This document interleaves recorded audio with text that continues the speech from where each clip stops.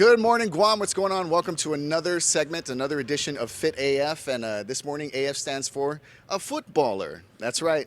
You might call it soccer. Internationally, globally, it's known as football. We're here with Jason Cunliffe. We're going to be going through some drills that the Guam national soccer team goes through. There it is. I said soccer. But so, Jason, what do we have planned this morning? Today, we're just going to go through mostly the gym session stuff, some of the things that we do on a daily basis. We're out here training Monday through Thursday. We do our field work out here for about an hour, hour 10, and then immediately after we go into the locker room, wipe down, kind of get sorted, and then right into the gym. So I'll just give you a little taste of that today. It's our day off, but I think it's a perfect fitting for us. All right, fantastic. And of course, we're here at the new facility. I mean, I haven't been to this side of the pitch yet, so when was this built? Really quick, just give us a brief history of this. GFA, I think, completed this about, I want to say 6 to 8 months ago, right around there.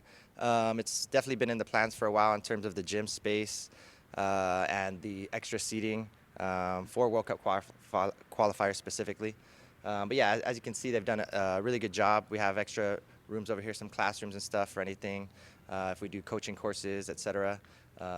Still finishing something up the top, obviously, for the film. But aside from that, everything is good to go. Very happy with what they've been able to do, and once again, GFA setting the bar quite high for everybody. Yeah, no, it's fantastic. I like how they maximize the space. You got the gym, you got classrooms, seating, and of course, standing here on the pitch, it looks so much bigger than when we're elevated up there on the seats. So beautiful, beautiful facility. We're going to go on site. Oh, I'm just seeing that Guam flag across the way over there. That's an awesome graffiti. Is graffiti the right word? Or am I dating myself? Street art. It's mural, beautiful. Street art mural. So just a little bit of a history. I've known Jason for quite a while now. He was my first CrossFit coach back in, 2010. Right around that time when I got started. Yeah. God, I can't believe it's been that long. And so he's going to walk us through right now as though we were the player. Yeah, so this is the men's locker room. Yeah, we're just going in. A couple restrooms here on the side, sink, a couple showers. So generally when we come in after training, guys will have our laundry bag here. We'll have the uniform set out here for everyone for before training. Obviously we got a little bit of lockers, seating area. We have the scales here every day before training. You got to weigh in, and then you will also weigh out right after training, just so we know what kind of fluids we're losing over the course of this training session. Generally, we'll have our polar heart monitors set up right here. Each player will have an individual monitor that's numbered specifically for them, and they have to use that monitor every single time. We have the straps that are set up here on the wall. Again, after training, you come in, take off the strap, clean the monitor, place it back in so it can charge, and then it upload the data to the polar database, and then we can all see exactly what we're doing day in and day out in training. So this is our little locker room. Nothing too crazy, but definitely gets the job done. And then from there, we have our own specific access into our GFA Strength and Conditioning Center, which I think they've done a very good job with. We don't have, it's not super big or anything like that, but we have everything we need to really kind of get the necessary strength and conditioning in that we would like for football-specific stuff. And so both the women's and the men's team have access to this, yeah? So the men's access is on one side, the women's access is on the other side. Correct. And we'll just show the women's access side over there. So to the right of the screen is the men's, and to the left is the women's. So it's kind of. We already got a shout out from Kentucky saying, "What's up, Papa Dave?" Oh, hey, what's going on, Kentucky? Thanks for tuning in. Yeah. What are you doing that you're? We appreciate it, though. Church is out there right now. Okay. All right, so let's get right into it. So let's go. We're just gonna do a slight warm up on the bike. Again, generally we come in straight from the field, so we don't have to warm up. But for you and I, for today, we'll just get in. Sure. You put my glasses down. Yeah. So obviously, also there's times when people are injured. They have to do prehab work before they can actually get back out on the field. So this is used for that as well. So sometimes we'll come in and those guys that are injured are on these bikes and going through, very specific work that our strength and conditioning coach is putting them through.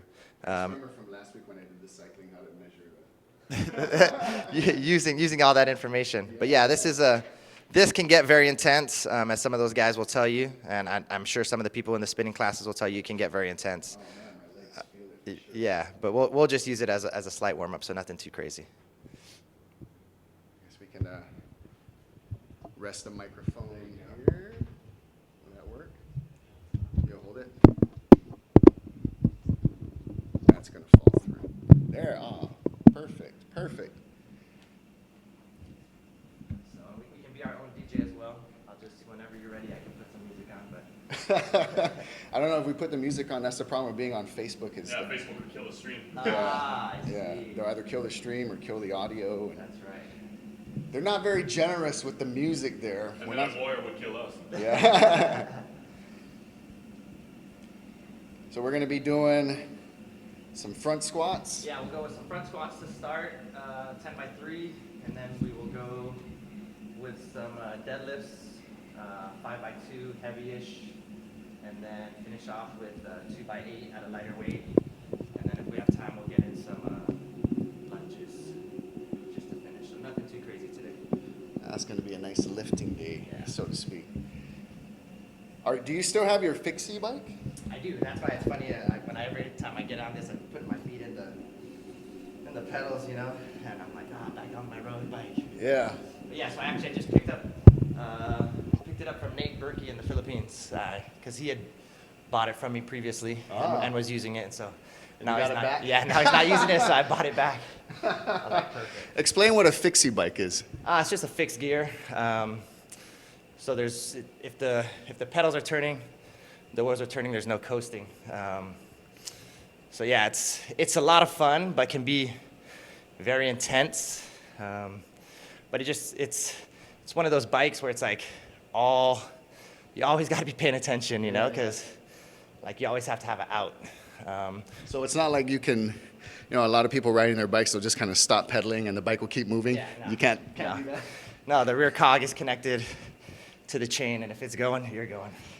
Okay, we got another shout out from the Windy City. Oh, Chicago. Is that west? What's up, Chi-Town? Yeah, exactly. We got all our friends. And then Christine Oliver saying, good morning, everybody. Get your heart pumping. Yeah, we're on it. Yeah, it's getting there. The hearts in my legs are pumping, that's for sure.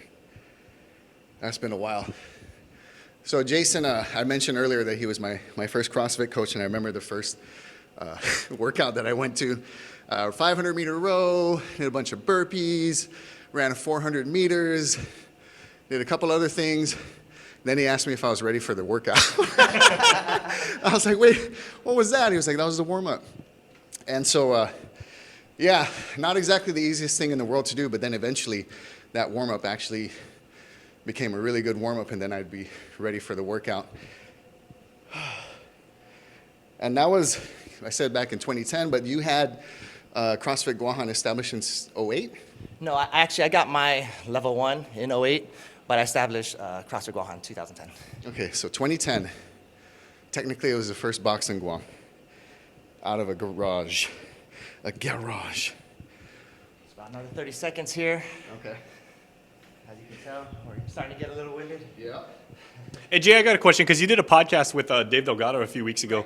And he was saying, because of the position you play on the Matao, on the Guam national soccer team, how many miles do you actually wind up running over the course of like a 2.5-hour match? Like a 90-minute game, generally speaking, guys are doing anywhere from 8 to 12 miles, depending on their position again and the intensity of the game. So my data from that game against Bhutan showed 12.95 miles, but that obviously is inclusive of the warm-up and walking around after. So with all of that stuff, you're practically doing a half marathon. Yeah, to be fair, that was my highest output that I've seen in my data. I'm generally around that 9, 10, in that range. So whether it was the moment, of the game and I just had to do a little bit extra work, I'm not sure. But yeah, I was surprised, honestly, by that output. 12.95 is a lot. And then the goalies, they walk maybe about 500 feet total, because they're just going back and forth. Yeah, the funny thing is with training, goalies end up doing the most fitness, Oh, really? in training, because of that exact situation where it's they're so secluded at times that they, in terms of like focus, it needs to be 100% the whole time. So I think coaches generally make them do that little bit of extra work, so they're making sure they're really concentrating the whole 90 minutes. Oh, it's kind of like being an outfielder in baseball, because you basically stand there for, a half hour straight, and then all of a sudden you're expected to go full sprint and run 90 feet and go catch a ball. Exactly, 100%. All right, so Got it. yeah, here we go. Catch our breath here. Walk over here. We'll do some good mornings just with an unloaded barbell. So, Jules, you get this. I'll just move this out of the way. Okay. Good morning. Good morning. Those really good mornings are a great warm-up. Get that bar in the back rack position. Knees slightly bent. Push those hips back. Oh yeah, hamstring stretch. Hailer. 45. Yeah, standard bar for men is 45. Standard bar for women is 35. And actually the girth of the bar is actually thinner for women. Sometimes you get bars that are kind of like in between the men's and the women's size grips. And then different bars have different knurlings, and knurlings are the like the rough parts there, the grip parts, if you will, of the bar. These are nice bars, though. Yeah, they are. The equipment we got, it's very nice. We're very fortunate. How many good mornings you do? I did 10 to 12 there. Okay.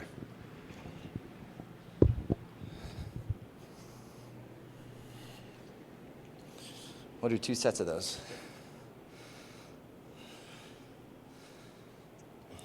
You got a really good shoot the hips back. Oh, you'll feel these hamstring stretch. Yeah, and this is our first official week back with the team. We've been doing some unofficial training as a group about twice a week after the Bhutan match. So everyone's legs right now are pretty sore, pretty tired, but so especially this good morning stretch, my hamstrings are feeling it. So another set here. We generally do it. I've never actually done good mornings with weight on the bar. It's kind of dangerous too if you've got weight on the bar and then you're shooting the hips back. But again, if you watch it, shoot the hips back, see the stretch from the glutes, and then bring it back in. You're pushing up with your shoulders for sure, but you also want to contract the glutes. So squeeze your butt on the way up, right? And it's good, it starts to warm up that core.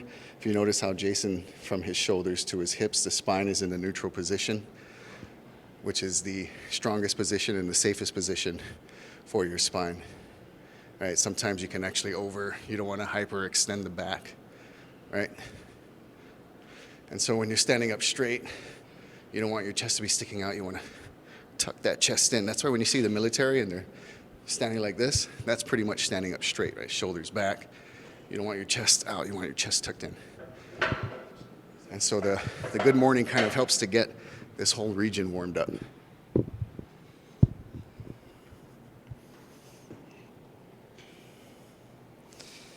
Yeah, so as Jules mentioned, I got into CrossFit fairly early. I was still playing college soccer at Santa Clara University.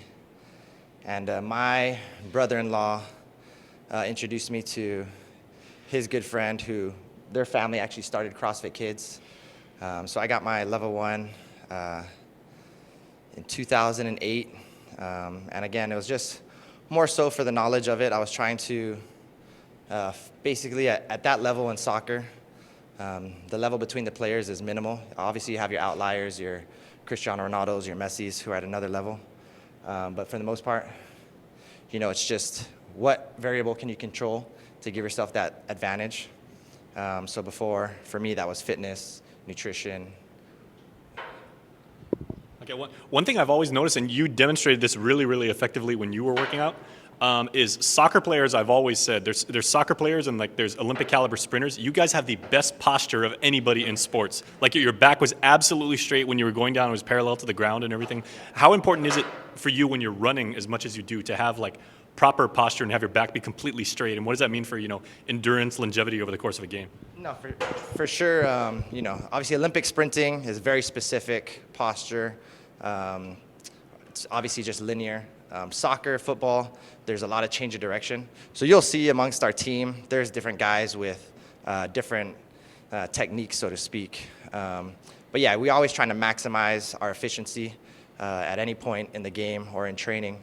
So technique, whether it's in the weight room, whether it's on the field, whether it's plyometrics, running, we're always trying to improve because there's always ways you can improve. But you look at a guy like Shane Malcolm, per se, I think he's clocked a 10-1 100 meter, so he's very, very, very fast. But even if you look at him in terms of technique, I think there's some people who would say like, he runs, he's not the best technique. But at the end of the day, it's like point A to point B, change of direction. Can you do it? Yeah. That's what we're looking for. But again, efficiency matters. So in here, out there on the field, we always try to be as efficient and as safe as possible. So that's kind of, especially me as I've gotten older. I'm the oldest guy on the team, so I'm always trying to look after myself and any, again, advantage I could give myself from whatever variable, whether it's nutrition, recovery, fitness. I try to do that. And just to add to his point, that he may run with subpar technique, but he is running a 10-1 100 meters. So imagine if he did correct his technique, he'd be even faster. Because I've seen some guys with that same type where you're just so fast, and you're trying to get them to like correct their technique, and sometimes they're a bit stubborn because they're like, well, I can beat you, and it's like, I know you can. I want you to beat everyone if you just fix it. But like he was saying earlier, when it comes to technique, everybody's body is built differently, and so they're going to adapt to the technique in different ways. And that's really a lot, too, where the mental game comes in, because sometimes guys will be so used to powering through certain movements that they're so strong that there's like this short circuit, and they won't get the proper technique, whereas somebody like me, it's like I'm constantly striving for it, because I've been working out with like top athletes like himself, Baby Joe Biggs, and other guys that would come out to your garage, and it was very humbling working out with these guys and just looking at seeing and what their capacity is and what their abilities are, and trying to catch up really was just like one of the funnest parts of doing it. So what are we going to get into right now? So we're going to do front squats, again, just a slight warm-up. So going to focus, as front squats do, on quads. So I'm actually going to put a couple of change plates on the floor, whether you have them, so you can just get your heels elevated a little bit just to give more of an emphasis on the quads. If you have, obviously, Olympic lifting shoes, then you can do that as well. That's easier, but we don't have those today.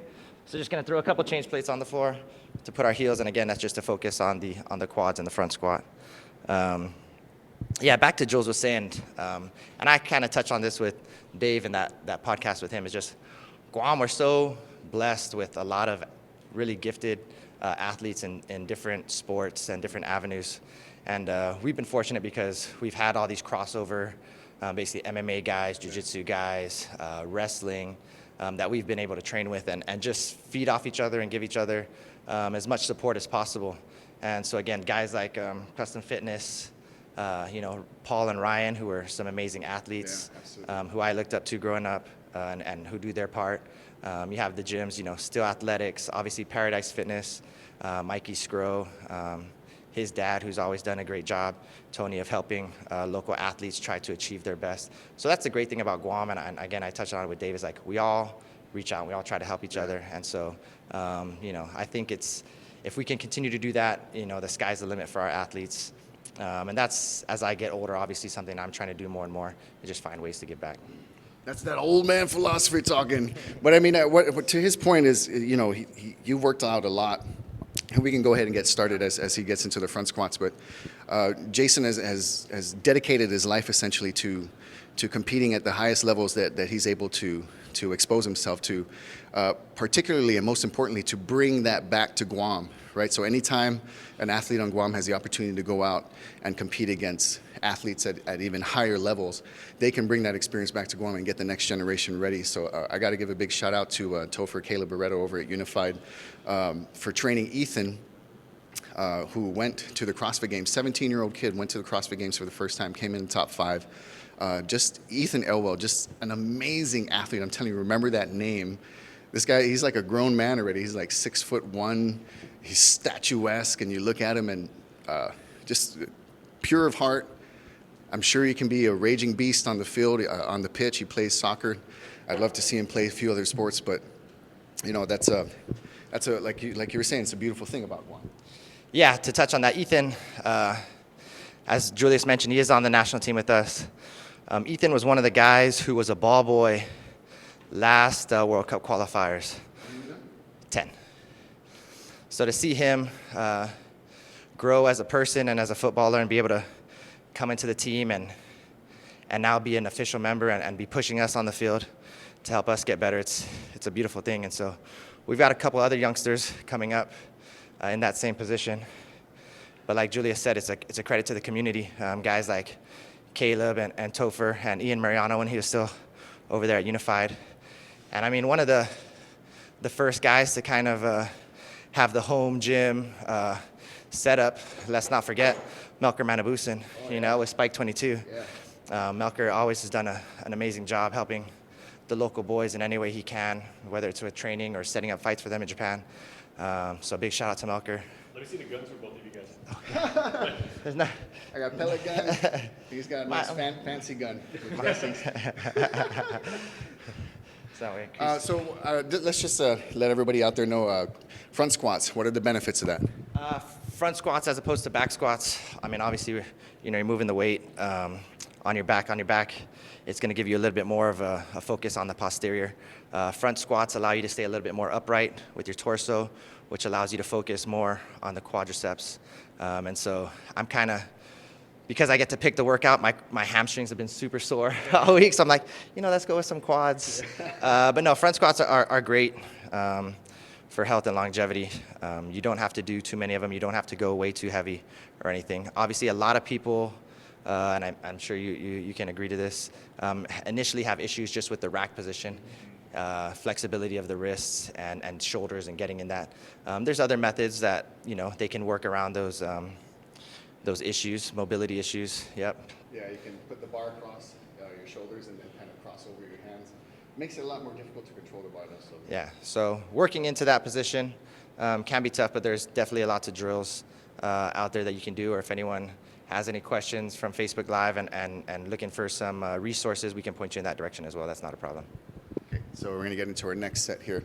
Also, when you're doing the front squats, because you're putting the weight on your shoulders, very demanding on the core region because your body just kind of wants to buckle and fold, so it causes you to stay upright like he was saying earlier. We actually have a comment for Jason, so you want to read that before you do. Comment for Jason. Here we go. This is from Samnak Obina. Thank you, Jason, for the hard work and the endless support you give to our kids that want to represent our island. You've represented our island on and off the field. Thank you for wearing Guam in your heart. Aw. Thanks, Sam. Appreciate you, brother. Sam's a great guy. You know, Sam's a great guy. He's a middle school coach. You know, he's reached out a couple times if they've needed some equipment, whether it's boots or shoes. So we've linked up, and you know, he's always really pushing his kids, and he's got a lot of kids that maybe are first-time soccer players that he's really helped.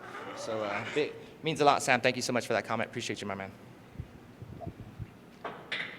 So it's not just kicking the ball around the pitch. You know, these guys got to get prepared, and strength and conditioning is always a huge aspect of that. So obviously these plates are kilos. These are kilo plates. So 20 kilos is around the 45 pound, right? Yeah, so 2.2 kilos per pound, so 44. 44. We have to work on our math as well. Yeah. That's another thing with It's always the CrossFit. St. John's kids that want to show off the math. No, but I mean that's a big part of CrossFit too, though. And I think anybody who takes who has a serious programming, CrossFit, part of it is that mental exercise. You have to maintain your rep count as you're torturing yourself throughout the workout, and then sometimes you've got your prescribed rests. You know, sometimes you've got to beat the clock. And so there's numbers constantly running through your head. And as a coach, I get it a lot where sometimes the athletes are like, what was my count again? I'm like, well, I guess you got to start from the beginning. That one was less reps, right? 6. We're going 6. Talk about your breathing and how are you doing that, and what does that mean as you're conditioning your lungs and everything as you take that into a game? Yeah, so I mean, obviously breath, and especially now if you see breathing protocol is a big thing in the sports world. You're looking at Wim Hof method. You got guys like Brian McKenzie who are pushing a lot of this breathing protocol.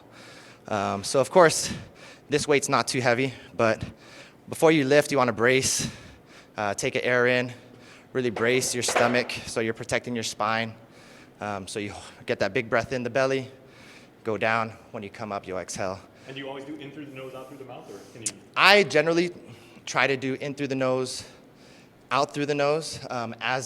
Obviously, they talk about, this is getting a little bit into it, but they talk about gears. So as your gears go, obviously, as the workout gets harder, you're going to have to use your mouth. But ideally, you want to go nasal as much as you can before you have to change gears, so to speak. The reason for that being is it takes the air longer to come out of your nose than it does to come out of your mouth. And why is that a thing? It allows your lungs to get more oxygen, to get more fuel out of the air that you're breathing in. But yeah, he's absolutely right. Sometimes, mentally, when you're running, or even, especially when you're fighting in MMA or in boxing, you don't want to breathe through your mouth, because then you're opening your jaw and you're leaving that susceptible for a knockout hit. And so one of the easiest ways, at least when you have a mouthpiece in, is just like bite down the mouthpiece and all right, we're getting a little bit heavier. It's been a long time since I've done these workouts, so it's feeling really good. Really good. Jay, what kind of injuries have you dealt with over the course of your career? I've had a few.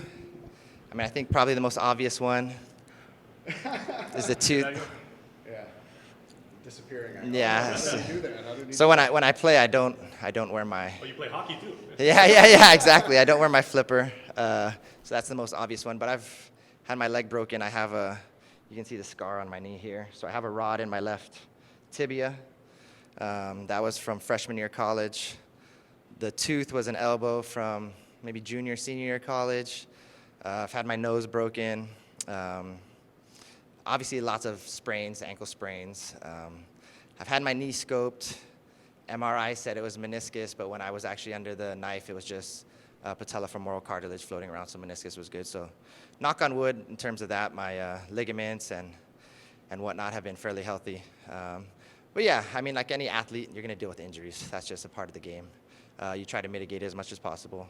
My mobility is something that I can definitely improve, and that's something I've been working on more and more as I've gotten older. But yeah, due to some sprained ankles, lots of sprained ankles, I lack a bit of dorsiflexion in my left ankle, which, as Julius can tell you, starts somewhere, but you're going to see the effects further up or down the chain depending on where it is. So created some knee issues and then hip, whatever it is. But yeah, I've been fortunate, really. Most of my injuries have been fairly minimal, and I've been able to come back to about 100%, if not, So I feel good about where I am.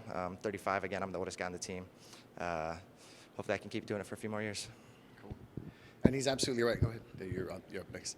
When you talk about dorsiflexion, that's essentially the flexion of your ankle, right? And so he had limited flexion here, which ultimately affected his knee, limited the mobility in his knee. Whereas me, I had a surgery in my wrist from when I fought MMA right here. Little tiny thing, but I cracked my, I can't even remember the name of the bone anymore. Clean crack. They went in, they fixed it. The radius bone? Yeah. No, I'll remember what it is. It's scaphoid, my scaphoid. It's part of the bones that allows your wrist to turn like such. And so what it did was it limited my ability to bring my wrist back so when I'm holding the bar. So ultimately that affected my shoulder. I would have a lot of shoulder pain from trying to do particularly like the clean and jerks to the snatches. And then it can be debilitating when you're in the front rack position as Jason is in now. Man, if he's having a hard time with that, I'm not looking forward to it myself. This is the heaviest we're going. What are we at there, 185? Jason's also the only guy I know who can say my nose has been broken a few times more. My injuries have been minimal. 20, 35, 70, 90 kilos. So a little, about 90 times 2, 180, 198. 198. Quick maths. Just for 5. There you go. When Jules asked me if he could come in and we can get a segment in, I was very excited because it's been a while since we've gotten to work out together. So I knew I had to push him a little bit. There it is. Okay. Lucky you guys are watching, otherwise I wouldn't have made it. I was like, oh man, I can't fail. But it's okay to fail, actually. You need to know where your limits are. All right. What are we going to get into now? So actually, we still got a couple more sets of this. We're almost Okay, done. okay. We'll finish. We'll do 2 more. And then from that, we'll go into some deadlifts. So we'll go conventional today as opposed to sumo. Okay, cool. Yeah. Conventional deadlifts as opposed to sumo. Yeah, so sumo deadlift. just wide stance. You're going to be getting more use of hips and glutes probably from the sumo, and you're traveling less distance. Conventional, obviously, as Julius said, feet under your hips. Very basic, but for me, lower back strength, obviously it ties into your core. Your core is not just the front, right? It's not just the abs, it's the back as well. And so that's actually been one of my, I think, saving graces. Is I've always had decent lower back strength, so that's something I like to build on. All right. Of course, you have your prescribed breaks in between the reps here. You want to get at least 60 to 90 seconds between. You don't want to go more than 2 minutes between your lifting, because you still want to, it's like recovery under duress. You want to hit that weight again. Again, it's not just a physical aspect of it. You're also training your brain to deal with the workload, even though your body doesn't want to. And really, it translates. The stronger you get physically, the stronger you get mentally, the more you believe that you can get the job done, regardless of what it is. So 198, we're just 2 pounds off of 200. That was easy math for me.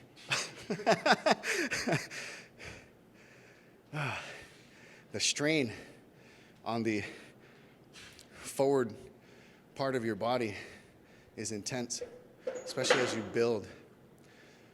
Okay, it's about that time for me. Yep, and obviously holding in that front rack position has to make sure that this is nice and stable as well, right? So that upper back strength getting worked on.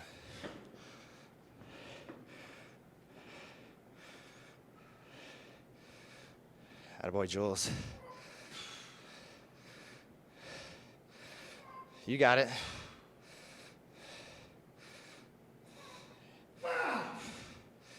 There he goes. Well done. My man knows his limits. He's being smart. Doesn't want to hurt himself. He knows everyone on Facebook is watching. Yeah. Thanks, Facebook. Everybody hit share now. Only did 3, supposed to do 5. So we'll give Jules about a minute, and then he'll get his next 2 reps in. But yeah, so. Oh, we got another comment from another St. John's kid. Read that one, bro. Jason, behind the camera, you need to do these works while Julius holds the camera. Have a great day, guys, and all on Guam. We already have a one from Ken, too. Oh, Ken. Jason is the man. Proof that if you focus and just work hard, you can stay young forever. Appreciate it, Ken. Ken's the homie. Ken is a year older than me at St. John's. He's always one of the good guys. I grew up with playing soccer with him and a lot of those guys, Brett Fish, Matt Jackson, Vance Johnson, so a lot of the St. John's guys. You guys won the title your senior year, right? Well, I actually left after my freshman year. So, yeah, so I left after my freshman year. So one more, Jules. You got it. Dig deep. Dig deep. Up. Yes, well done. Well done. We're putting Jules to work here. Yeah. Putting Jules to work here. This is day 1 for him. Now he's going to carry this through. Yeah, absolutely. There it is, yeah. Okay. You're showing my breast. Don't do that. Doing it on the heart. Yeah. He's breathing. He's working. But yeah, like I was saying, I'm the elder statesman. I've been here. I was playing out here at GFA before any of this was built, literally. So, to see what it's become, all the work that's been done by a lot of the people in the administration, the board of directors, the backroom staff, so to speak. It's been wonderful. And so I try to, when I come across some of these younger cats, and they're all, some of them have so much potential, better than any generation I've seen. And, but sometimes you can see they're a little bit spoiled, right, in terms of what they have. They have all these resources. So my job, aside from, uplifting them and motivating them as much as I can, is making them realize, like, look, you guys have everything that no one else had, that, there's no excuses. This was jungle 18 years Yeah, ago. yeah, there's no excuses now. So just to see that hunger, you want to see these kids have that hunger and that desire to be as good as they possibly can, and to always remember that they're representing Guam. Whether that's in soccer, football, on the field, off the field, when you travel, that's always been my biggest accomplishment. I always feel so accomplished when I do step off the field, or I do have, some kind of interaction with somebody, and generally speaking, they're saying, man, you're a good footballer. Where are you from? And that's my, man, I'm from Guam. And they're like, whoa, where's that? And then you give them the whole history lesson, etc. And of course, they're like, Guam, you speak really good English, And it's like, yeah. So then we go down the rabbit hole with that. But no, this World Cup qualifier is real big for us. Draw is next Wednesday, July 17th. So really excited for that, see who we get put up against. But, with the coaching staff we have, Carl Dodd, the guy is outstanding. He's exactly what we needed at the right time. And you can see, on the field, there's nothing but belief. Against Bhutan, who are ranked higher than us, they were supposed to beat us, whatever it is, doesn't matter who we pick, we're always going to feel that we can get the result, so we're really excited about it. Hopefully, people out there in Facebook, whether you're on Guam or off island, we got a bunch of matches coming up starting September 5th and September 10th. Those will be here on Guam, those first 2 matches. Again, we'll know next Wednesday who we're going to be playing against, but we really need all the support we can get. If you guys can, again, whether it's just watching via the stream or here live, we'd really appreciate it, because, it's a big thing not just for the team now, but for the future generations, to really show, like, look, what we're capable of. Again, we're a small island, small population, big hearts, and I feel like that can take us a long way. Absolutely. Bring your vuvuzelas if you got them. Are we doing one more set of this, or are we moving on? Oh, jeez, One more okay. set you can do. We can drop the weight too. No. Okay, yeah, maybe we'll do that. We can either drop it to a 10 or just take off the 15 and put it 5. Okay. Tell me after. For the sake of making sure I get the reps done, I'm going to drop it. And that's one of the hardest things to do, especially as a man. I don't know about how the women feel, but man. Actually, I just saw Mark Bell talking about that. Mark Bell's a real well-known guy, and he said one of the strongest things you can do, while they might be the most difficult, is taking weight off the bar, Taking weight off the bar, being real with yourself. Yeah, and that was one of our things at CrossFit Guahan and Jason's garage. That was one of the first things I learned, is leave your pride at the door when you're coming into the gym, because your pride can get in the way of your progress. You know what I mean? I couldn't find anything that went with gains, but your vanity can get in the way of your gains. That pride can be a killer. And so, yeah, I want to do this, and I want to do it for 5 reps, but clearly, as we saw earlier, I wasn't able to get her done in 5 reps. So we'll put on the 10 kilos. Oh, these weights are beautiful. Humility is something rarely seen on Facebook, so that's I'm all about it, man. I'm telling you. I try to be as real as I can with myself. Well, I think, as you get older, you realize Yeah, I'm 41 by the way. you want to live to fight another day, So Julius isn't going to be doing himself any favors if he tries to do too much weight and ends up hurting himself, and then we'll have to be out, 2 weeks or whatever it is. So by taking some weight off the bar, you assure yourself, okay, I get my reps in. Maybe it's a little bit more weight, or less weight, excuse me, but you can still train tomorrow or the day after, whatever it is, Attaboy, Jules. One more. Up. Nice work. Way to fight for it, So as you can see, he took weight off the bar, but it was still tough. It was still very tough, and that's what you want. You're going to get that body to work through it, and guarantee he's still going to get something from that, no doubt. So we'll take this weight off the bar. Okay. Oh man, and especially with that front squat, when you're done and it's so heavy, your body kind of feels like it's trying to float. It's a.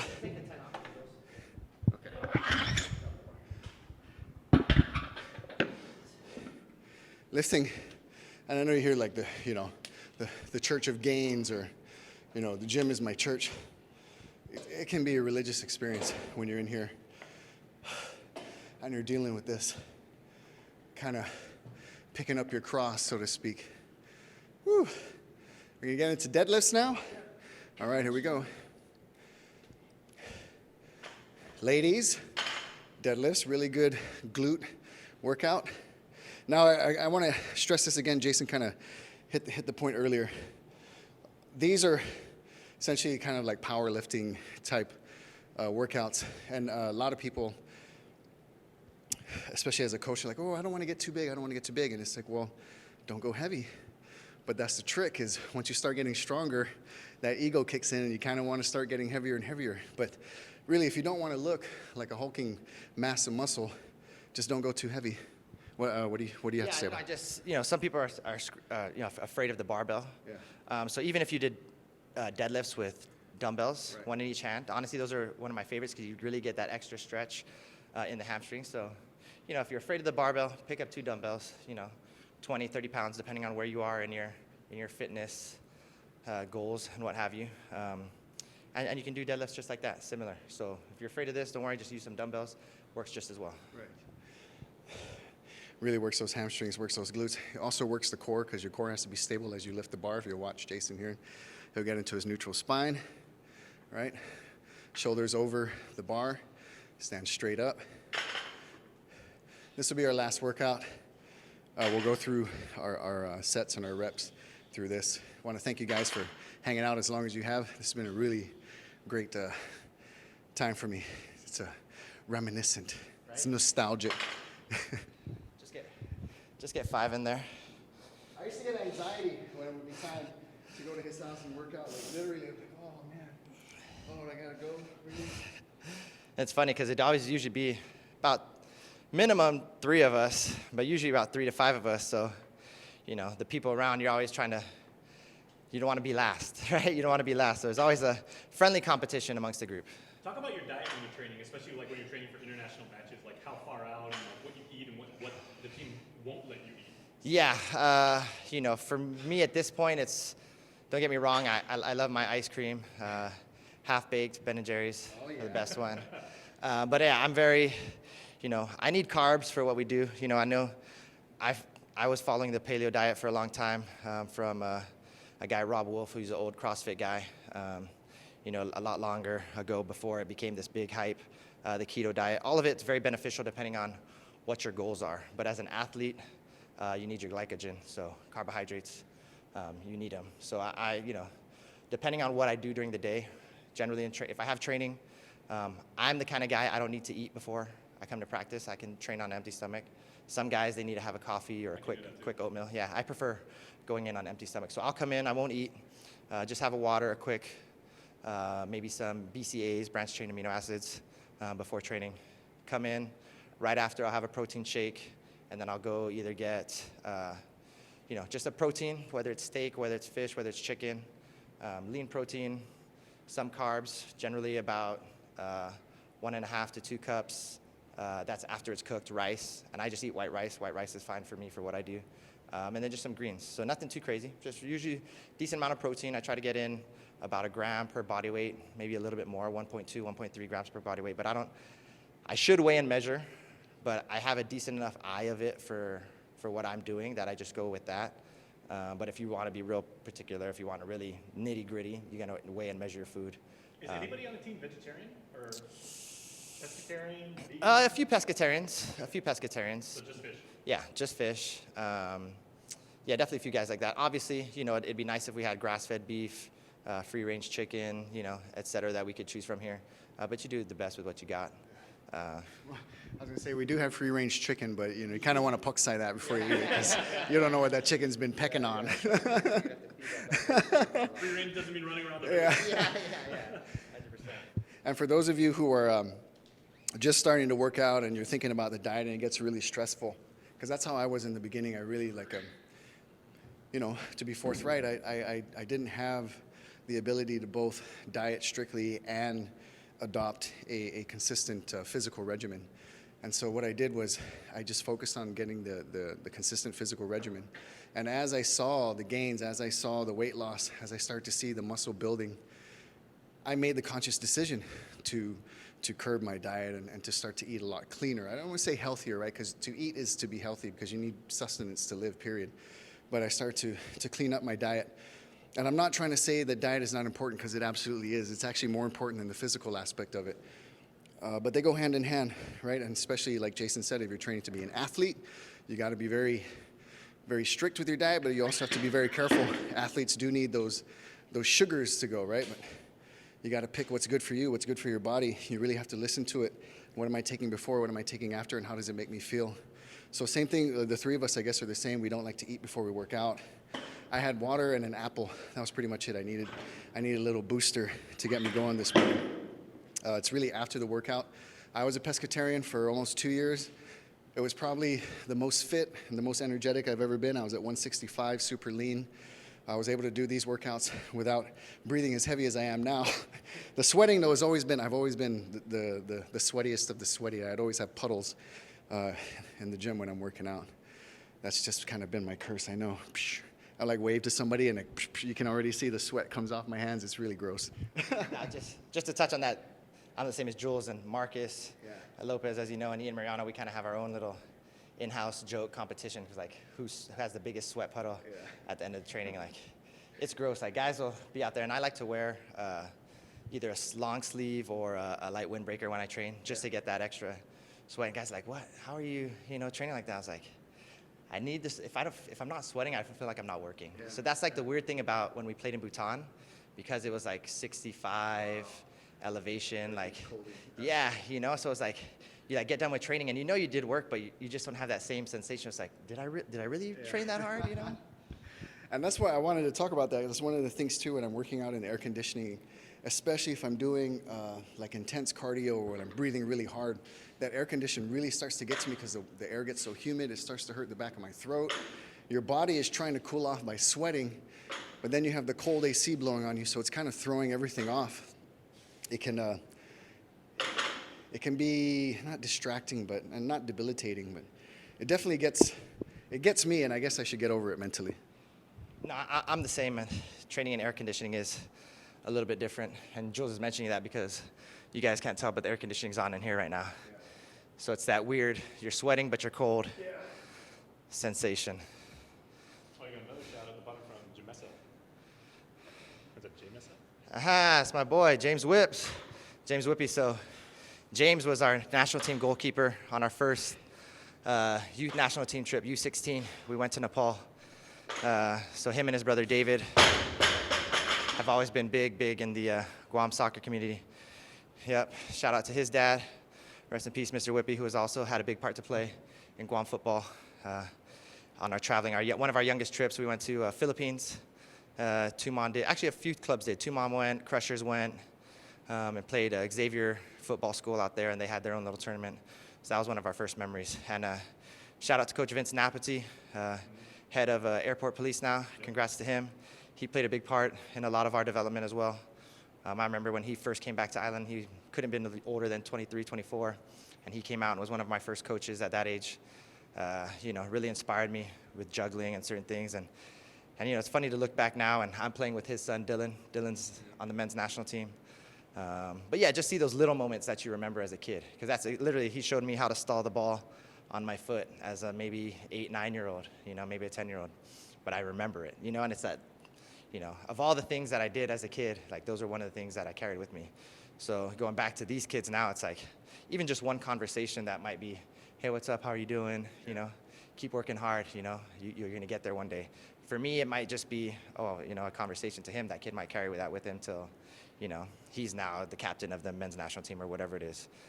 So I think, just goes to show, not just in football and soccer and anything, but just in our community, just the little things you can do to help somebody, to help inspire somebody, to be their best in whatever field it is, and just to be a good human, I really like how, just to wrap things up, how Jason was talking about that. When you're given a platform as recognition and acknowledgement for all the hard work and dedication and commitment that you put to whatever it is that you do, in your case it would be for football, to be given the platform that you have and to not take it for granted, to really take ownership of it, to be humbled and and to recognize that this is, you know, a significant position that you have and an opportunity, and showing that by being that leader and being that figure to those who look up to you. And that's really a big part of what makes it a big deal, because even just working out with him, even though I'm older than him, knowing what he's available or what he's able to do and his capacity when he's coaching me, and he's seeing my progress and he acknowledges it, I mean, it means a lot to somebody who's working, who's striving for that. So again, I want to thank you for your time. Thank you, brother. I want to thank you for showing us around here. I want to thank all of you out there for watching. Thanks for It's been a hanging. great Friday. Join us next week. Jason Cunliffe, Julius Santos, Fit AF. Adios.